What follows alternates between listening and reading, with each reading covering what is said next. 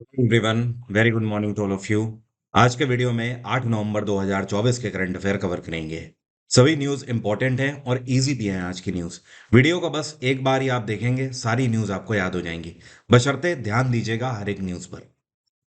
Video में जो भी मैं आपसे करंट अफेयर डिस्कस करता हूं, उसकी पीडीएफ आप मेरे टेलीग्राम ग्रुप से डाउनलोड कर सकते हैं। मेरे टेलीग्राम का ऑफिशियल लिंक वीडियो के डिस्क्रिप्शन में सबसे ऊपर दिया हुआ है। टेलीग्राम पर डेली के डेली क्विज भी आपसे मेरे द्वारा पूछे जाते हैं, तो उन क्विज को भी आप अटेम्प्ट किया करिए। आई एम वेरी श्योर ये क्विज से जो भी क्वेश्चंस हैं, ये आपको आने वाले एग्जाम में देखने को मिलेंगे। सबसे पहले कल के क्वेश्चन की बात करते हैं। कल मैंने आपसे बहुत ही बेसिक सा क्वेश्चन पूछा था। मेरा सवाल ये था कि जो बिहू का त्योहार है, ये एक वर्ष में कितनी बार मनाया जाता है। तो सबसे पहले और सटीक जिन 3 लोगों ने आंसर किया है, मैं उनका पहले नाम बता देता हूं। पहले व्यक्ति हैं, ये हैं धर्मेंद्र चौरसिया, जिन्होंने सही आंसर दिया है। दूसरे व्यक्ति हैं अम्लान प्रतिम हजारिका। और तीसरे व्यक्ति हैं, इनका नाम है सुशील राजूवर। इन्होंने कुछ ज़्यादा ही डिटेल में आंसर दिया है और सबसे ज़्यादा सटीक आंसर दिया है राजूवर ने। अब बताता हूँ इसका सही आंसर क्या है। इसका सही आंसर है बिहू त्योहार हर वर्ष में 3 बार मनाया जाता है। दरअसल ये जो बिहू त्योहार है, ये post and pre harvest festival है। ओवरऑल आप ये बोल सकते हो, ये फसल से जुड़ा हुआ त्योहार है, जो कि आसाम राज्य के अंदर हर वर्ष 3 बार मनाया जाता है। जो पहला बिहू है, इसको बोलते हैं बोगाई बिहू। क्या बोलते हैं? बोगाई बिहू। ठीक है। दूसरा जो है, इसको बोलते हैं काटी बिहू। और जो तीसरा बिहू है, इसको बोलते हैं माघ बिहू। क्या बोलते हैं? माघ बिहू। जो बोगाही बिहू है, इसी को बोहाग बिहू भी कहा जाता है, या फिर इसी को रंगोली बिहू भी कहा जाता है। जो बोहागी बिहू है, इसकी खास बात यह है कि ये अप्रैल से मई के महीने में मनाई जाती है, जब फसल उपजाई जाती है उस टाइम पर। और ईश्वर को याद किया जाता है कि जो फसल डाली जा रही है, जिसमें बीज डाले जा रहे हैं, ये फसल अच्छी पैदा हो। उसके बाद जो काटी बिहू है, नाम से ही समझ आ रहा है, जब फसल कटती है, तो सितंबर लास्ट और अक्टूबर के महीने में ये त्यौहार मनाया जाता है। तो फसल कटने के बाद ईश्वर को धन्यवाद दिया जाता है। और तीसरा, जिसको माघ बिहू बोलते हैं, और ये मनाई जाती है जनवरी में।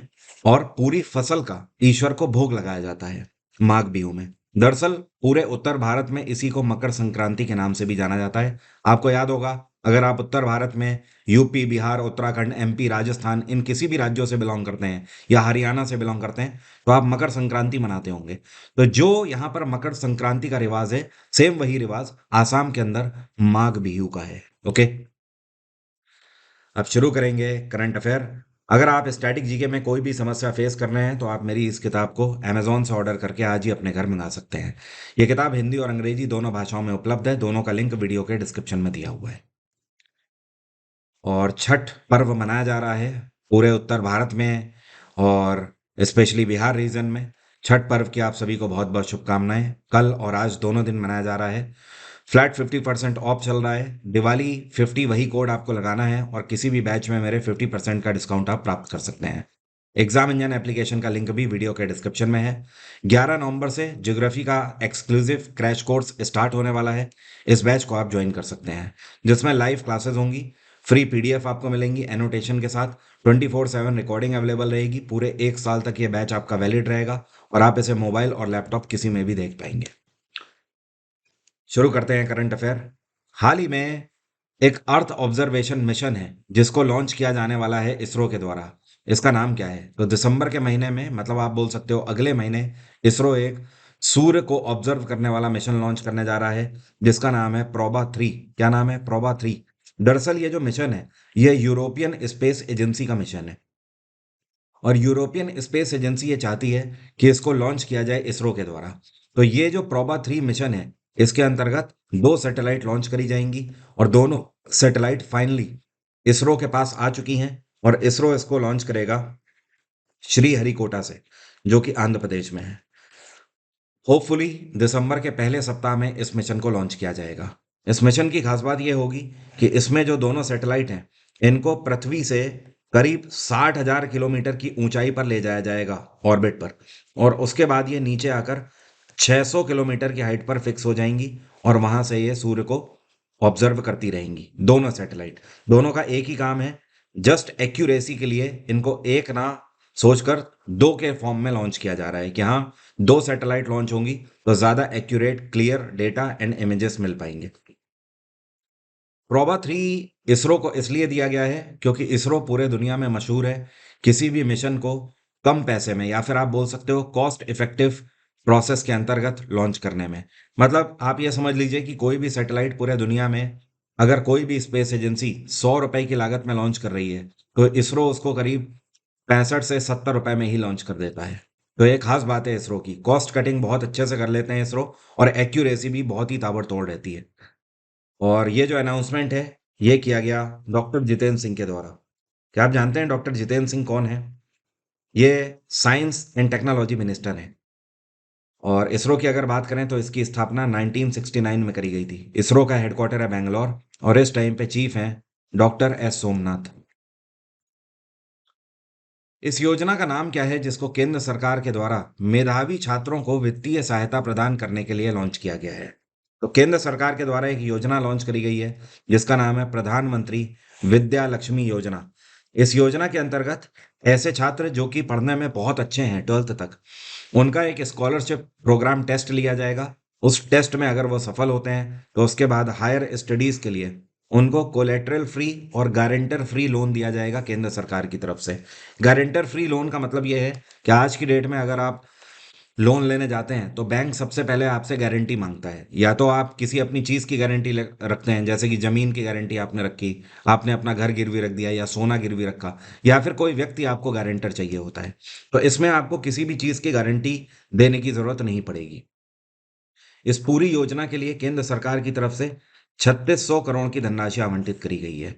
इस 3600 करोड़ का फायदा पूरे भारत भर में करीब 22 लाख स्टूडेंट्स को मिलेगा और ये योजना 2025 से लेकर 2031 तक के लिए लॉन्च करी गई है। तो इसका नाम आप ध्यान रखें, प्रधानमंत्री विद्या लक्ष्मी योजना। एक और बात ध्यान रखें, इसके लिए एक मैक्सिमम लिमिट भी निर्धारित करी गई है। किसी भी स्टूडेंट को मैक्सिमम 7.5 लाख रुपए तक का लोन मिल सकता है। सीडॉट जिसको बोलते हैं centre for development of telematics, ये भारत सरकार का एक ऐसा संस्थान है जो कि टेलीकम्युनिकेशन टेक्नोलॉजी के ऊपर काम करते हैं। तो इन्होंने किस आईआईटी के साथ पैक्ट साइन किया है जिसकी मदद से ये पूरे भारत भर में ग्रामीण क्षेत्रों में 5G कनेक्टिविटी प्रोवाइड करेंगे? तो इन्होंने आईआईटी रुड़की के साथ एक पैक्ट साइन किया है। सीडॉट की स्थापना 1984 में करी गई थी। इसका हेडक्वार्टर है नई दिल्ली और इसके एग्जीक्यूटिव ऑफिसर हैं इस टाइम पे राजकुमार उपाध्याय। अभी भी 4G ही चल रहा है ग्रामीण क्षेत्रों में। 5G टेक्नोलॉजी ग्रामीण क्षेत्रों में अभी तक नहीं आई है। उसके लिए ये पैक्ट साइन किया गया है। आईआईटी रुड़की सी डॉट को मदद करेंगे कि किस तरीके से रूरल कनेक्टिविटी में भी 5G टेक्नोलॉजी लोगों तक पहुंचाई जाए। इवन इतना ही नहीं, ये जो पैक्ट है ये आने वाले समय में ग्रामीण क्षेत्रों में 6G टेक्नोलॉजी पहुंचाने का भी काम करेगा। फिलहाल ये 5G टेक्नोलॉजी पहुंचाएंगे और 6G के ऊपर रिसर्च एंड डेवलपमेंट करेंगे। इसी तरीके का एक और संस्थान है भारत सरकार का जिसको बोलते हैं सीडेक। वो पुणे पर बेस्ड है और ये संस्थान भारत सरकार के लिए मेन फ्रेम कंप्यूटर्स बनाने का काम करते हैं। और C dot telecommunication technology में है। हाल ही में भारत और अमेरिका के बीच में 21वीं मिलिट्री कॉरपोरेशन मीटिंग का आयोजन कहां पर किया गया है? तो ये जो मीटिंग कंडक्ट करी गई इस बार, ये भारत की राजधानी नई दिल्ली में कंडक्ट करी गई। इसका मेन उद्देश्य ये है कि अमेरिका में जाहिर सी बात है नई सरकार भी अब तो बन गई है और भारत और अमेरिका के बीच में जो मिलिट्री कोऑपरेशन है, चाहे वो मिलिट्री एक्सरसाइजेस को लेकर हो और चाहे वो ट्रेड एंड कॉमर्स को लेकर हो, क्योंकि डिफेंस के क्षेत्र में बहुत सारे मिलिट्री इक्विपमेंट्स हम लोग अमेरिका से खरीदते हैं, बहुत सारे मेडिकल इक्विपमेंट्स भी हम लोग खरीदते हैं। इतना ही नहीं, टेक्नोलॉजी के क्षेत्र में भी हम अमेरिका से बहुत टेक्नोलॉजी अभी भी परचेज कर रहे हैं। और इसके अगेंस्ट अगर देखा जाए तो अमेरिका हमसे खाने पीने के पदार्थ बहुत सारे खरीदता है और टेक्सटाइल में भी अमेरिका को हम बहुत सारा सामान बेचते हैं, जैसे कि कपड़ा वगैरह हो गया। तो ये सारे जो कॉरपोरेशन है ये मिलिट्री के क्षेत्र में और आगे बढ़ेंगे। अगले 5 सालों के लिए पैक्ट साइन किया गया है। भारत की तरफ से लेफ्टिनेंट जनरल जेपी मैथ्यू थे और अमेरिका की तरफ से लेफ्टिनेंट जनरल, इनका नाम है जोशुआ एम रूड। क्या नाम है? Joshua M rude. इन दोनों के बीच में पैक्ट साइन हुआ है। हाल ही में कौन से भारतीय हैं जिन्होंने इतिहास रच दिया है 2024 का world boxing federation world title जीतकर? तो इस बार ये टाइटल जीता है मनदीप जांगरा ने। किसने? जो आपको पिक्चर में दिख रहे हैं मनदीप जांगरा हैं। और मैं आपको बता दूं, आज तक कोई भी ऐसा भारतीय नहीं हुआ है जिसने वर्ल्ड बॉक्सिंग फेडरेशन का वर्ल्ड टाइटल अपने नाम किया हो। इवन इतना ही नहीं, इन्होंने फाइनल में इस टाइटल में ब्रिटेन के एक खिलाड़ी हैं जिनका नाम है कॉनर मैकिनतोश, यहाँ पर मैं लिख देता हूँ, कॉनर मैकिनतोश, उनको 10-0 से बहुत बुरी तरीके से हराया है। मतलब मैकिनतोश इनके सामने, मनीष जांगड़ा के सामने एक पॉइंट भी अर्जित नहीं कर पाए। 10-0 से कड़ी टक्कर देकर उन्हें हरा दिया है। मनीष जांगड़ा ने अभी तक 2014 में, जब से इन्होंने कॉमनवेल्थ गेम में सिल्वर मेडल जीता था, तब से लेकर आज तक अगर देखा जाए तो इन्होंने 12 फाइट लड़ी हुई हैं। 12 फाइट में सिर्फ ये एक फाइट हारे हैं, 11 फाइट ये जीते हैं। और इन 11 में से 7 फाइट इनकी नॉकआउट थी। तो ये आंकड़े बताते हैं कि किस दर्जे के बॉक्सर हैं मनीष जांगड़ा। हाल ही में स्टेट बैंक ऑफ इंडिया की तरफ से टिक्स के साथ पैक्ट साइन करके एक इनोवेशन हब लॉन्च किया गया है। इसका नाम क्या है? एसबीआई ने इसको नाम दिया है एसबीआई इनोवेशन हब। सिंपली इसका नाम वैसा ही रखा गया है, एसबीआई इनोवेशन हब। अब ये इनोवेशन हब है क्या? देखिए, पहले तो समझ लीजिए एपिक्स का मतलब क्या है। इसको बोलते हैं एप्लीकेशन प्रोग्रामिंग इंटरफेस एक्सचेंज। ये एक ऐसा प्लेटफॉर्म है जो कि स्टेट बैंक ऑफ इंडिया को टेक्नोलॉजी इंटरफेस प्रोवाइड करता है। तो एसबीआई ने ये जो एसबीआई इनोवेशन हब लॉन्च किया है, ये एक ऐसा टेक्नोलॉजी इंटरफेस है जिसमें एसबीआई के द्वारा 250 तरीके की फिनेंशियल सर्विसेज कस्टमर्स को दी जाती हैं। वो सारी की सारी एक ही इंटरफेस में आपको मिल जाएंगी। अल्टीमेटली कहने का मतलब ये है, अगर आप एसबीआई के कस्टमर हैं तो इस एक ही इंटरफेस में एसबीआई की 250 से ज़्यादा तरीके की सर्विसेज आप अवेल कर पाएंगे एक ही प्लेटफॉर्म पे। स्टेट बैंक ऑफ इंडिया की स्थापना 1955 में करी गई थी। इसका हेडक्वार्टर है मुंबई और इस टाइम पे चेयरपर्सन है सी एस सेट्टी। पूरा नाम है इनका चल्ला श्रीनिवासुलु सेट्टी। कुछ टाइम पहले ये चेयरपर्सन बने थे। इन्होंने दिनेश कुमार खारा को सक्सीड किया था। ये कौन सा संस्थान है जिसके द्वारा करूर वैश्य बैंक की जो एफडी योजनाएं हैं, मतलब जो फिक्स्ड डिपॉजिट योजनाएं हैं, इनको डबल ए रेटिंग दी गई है? तो ये है केयर रेटिंग एजेंसी। ये फाइनेंस टेक्नोलॉजी रेटिंग एजेंसी है। इन्होंने करूर वैश्य बैंक की जो लॉन्ग टर्म एफडी होती हैं उनको डबल ए रेटिंग दी है, और जो शॉर्ट टर्म एफडी हैं उनको ए प्लस रेटिंग दी हुई है। ए प्लस रेटिंग का मतलब ये है कि इसके अंतर्गत आप अगर कोई भी एफडी कराते हैं तो ये इस बात का गवाही है, या फिर आप बोल सकते हो ए प्लस रेटिंग इस बात का प्रूफ है कि अगर आप करूर वैश्य बैंक में एफडी कराते हैं तो आपकी एफडी बहुत ही लो रिस्क पर है। मतलब आपको रिस्क नहीं होने वाला है। लगभग 100% श्योरिटी है कि आपको रिटर्न मिलेगा ही मिलेगा।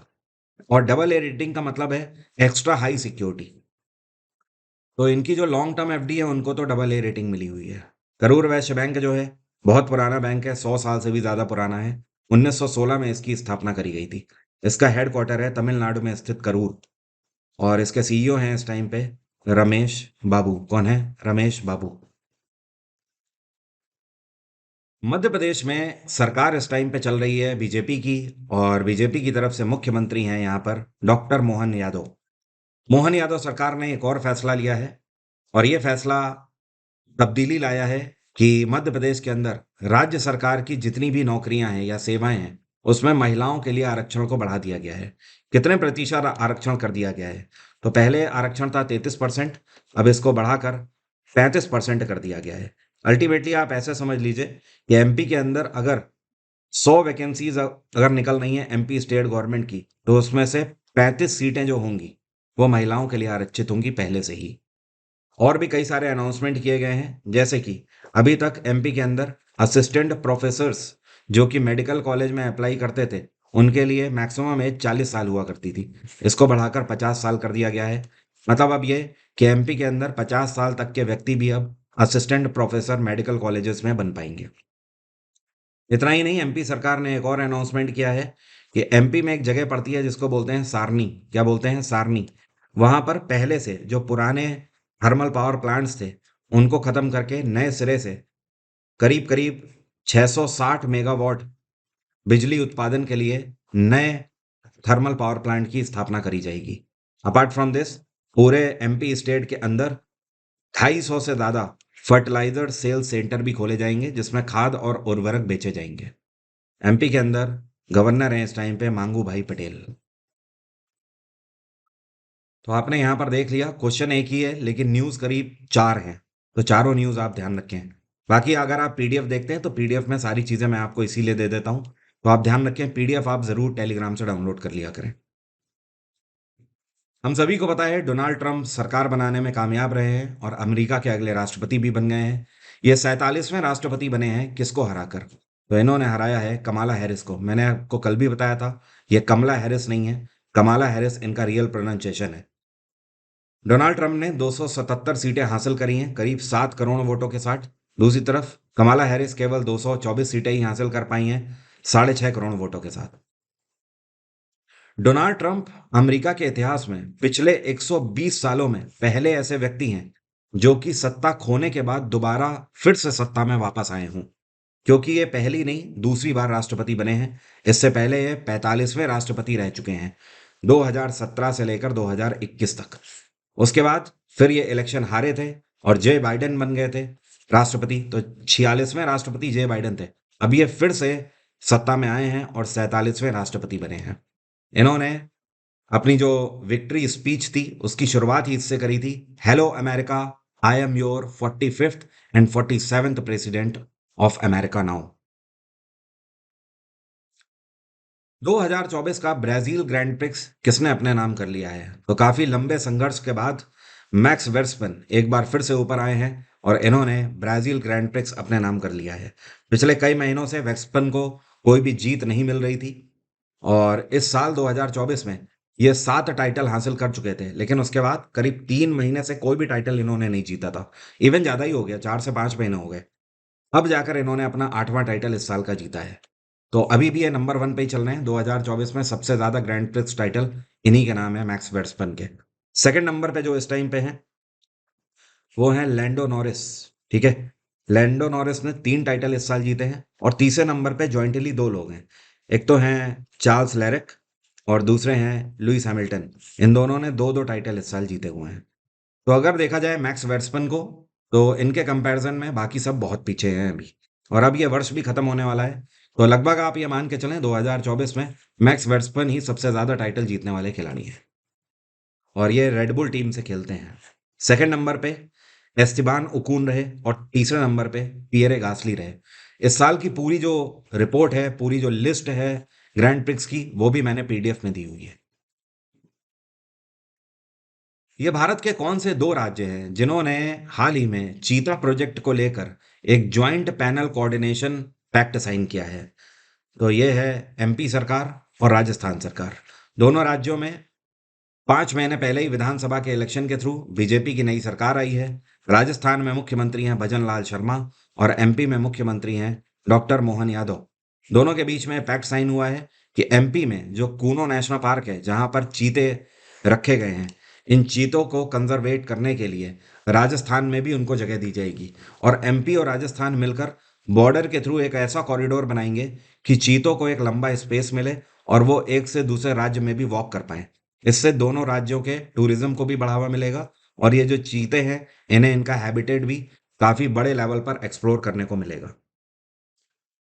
आपको याद होगा, कल के वीडियो में मैंने आपको बताया था एमपी में हाथियों को लेकर जो घटना हुई है, उस दुर्घटना के बाद इन सारी चीजों को लेकर एमपी और राजस्थान सरकार दोनों ही सतर्क हो गई हैं। मालदोवा में दूसरी कार्यकाल के लिए राष्ट्रपति पद के लिए इलेक्शन किसने जीत लिया है? तो मालदोवा में पहले भी सर्व कर चुकी हैं। इनका नाम है माइया सांदू। माइया सांदू अब दूसरा कार्यकाल अपना राष्ट्रपति का सर्व करेंगी। 55% वोट के साथ इन्होंने प्रेसिडेंशियल इलेक्शन जीत लिया है और इन्होंने जिनको हराया है, इगोर डोडेन को इन्होंने हराया है। ठीक है, मालदोवा एक यूरोपियन कंट्री है और मालदोवा कुछ इस तरीके से पड़ता है। ये अपनी उत्तरी सीमा यूक्रेन के साथ शेयर करता है और दक्षिणी सीमा जो है ये रोमानिया के साथ शेयर करता है। बीच में मालदोवा पड़ता है। मालदोवा की कैपिटल क्या है? इसको बोलते हैं चिसनाऊ। यहाँ पर मैं लिख देता हूँ, चिसनाऊ। ठीक है, अब मेरा आज का सवाल बहुत ही सिंपल है आपसे। दुनिया का सबसे प्रसिद्ध मौना लोआ वॉल्केनो जो है, ये ज्वालामुखी कौन से देश में स्थित है? कमेंट बॉक्स में लिखकर बताइए। अर्जेंटीना, चिली, स्पेन या अमेरिका? एग्जाम इंजन एप्लीकेशन से आप मेरा कोई भी बैच परचेज कर सकते हैं 50% ऑफ के साथ। अगर आप किसी भी वनडे एग्जाम के लिए जा रहे हैं और आप समय अपना बचाना चाहते हैं, लाइव बैचेस के थ्रू आप समय अपना ज़ाया नहीं करना चाहते हैं, आप चाहते हैं कि जल्द से जल्द 1 से 2 महीने में आप कवर कर लें पूरा सिलेबस, तो आप मेरा ये बैच अवेल कर सकते हैं, जो कि 50% डिस्काउंट के साथ आपकी कंप्लीट जीएस कवर करता है। History, polity, geography, science, economics, computer सब कुछ इसमें कवर है। आप किसी भी फॉर्मेट से हो, हिंदी, इंग्लिश या किसी भी स्टेट से हो, आपको बड़ी ही आसानी से यहाँ पर जीएस समझ आएगी और पूरा सिलेबस आपका कवर हो जाएगा। तो आज की बात यहीं तक रहेगी। Thank you so much. Have a nice day. Take care. Bye bye. आपका दिन मंगलमय हो। जय हिंद, जय भारत।